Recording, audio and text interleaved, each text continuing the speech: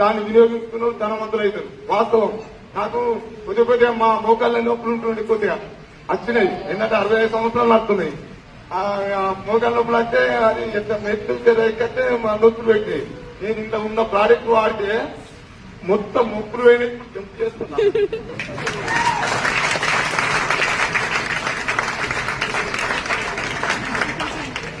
నొప్పులు చాలా బ్రాండెడ్ ఇందా ఏ వస్తువు అయినా కానీ ఇవ్వడం పేకు అది ఇది అన్నాడు.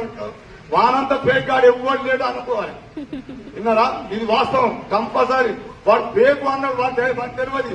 మీటింగ్ కు రాలే, ప్రాడక్ట్ వాళ్ళే, వానికి ఏం తెలియదు. కానీ వాడు పేకు అని అంటే వాడు పనులు పోయి నిజమే కావద్దు. సారి చెప్పినట్టు అది వినద్దు. మనం ఒక మాట వినద్దు.